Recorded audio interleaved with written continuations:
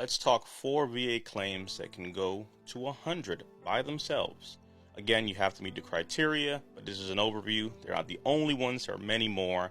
But aside of that, if you serve, comment below, let me know what branch of service you served in the years that you were in, or your loved one. That being said and done, 2 of these you may recognize, 2 of these maybe you don't. So let's jump over to the CFR. Quickly, we're looking here at the CFR. We are on Title 38, Chapter 1, Part 4, Subpart B, that covers the disability ratings for VA claims. And you'll see all the variety of ones that are in there. You can search this on your own as well. But specifically here, let's look at this one, right?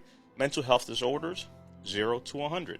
Again, you see the different brackets. You have to be able to meet the criteria for those conditions. So it's not just, hey, you can just go there, right? But there's no rule that says you can only go to 30 and then to 50 and then to 70. No, if your symptoms are where they are, and you can argue and prove your point, you can be rated accordingly. So that's one rating right here, for example, condition that can be rated at 100.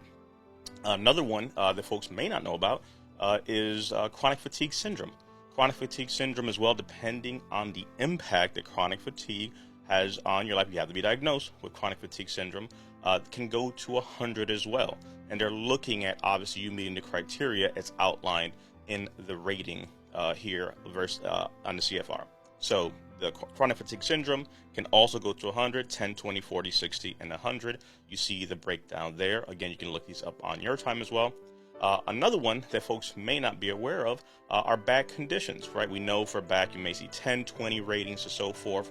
But depending on how bad your back is, if you are rated, again, today you may not be at a 30 or a 40 or a 50 or 100 range. But as we get older and things get worse, making sure that you at least have that rating. Don't be dismayed if you're only 10% today. Knock on wood, it doesn't get any worse, but should it get worse, right? Should you get to a place where your spine is frozen, you're not able to move, and you meet these criteria, you may be able to be bumped up to a 50 or 100. Granted, you're in a bad place if you're at the 100 range for a spinal condition, but these are things that should be talked about because sometimes folks think it can't happen, right? So that's not the case. And then lastly, respiratory conditions, right? Specifically looking at asthma here, depending on your pulmonary function, that can go all the way from 10 to 100 as you see here. So again, there's many conditions that can go to 100, but these are 4 of them. So mental health, chronic fatigue, back conditions, and lung conditions, specifically looking at asthma on this here video.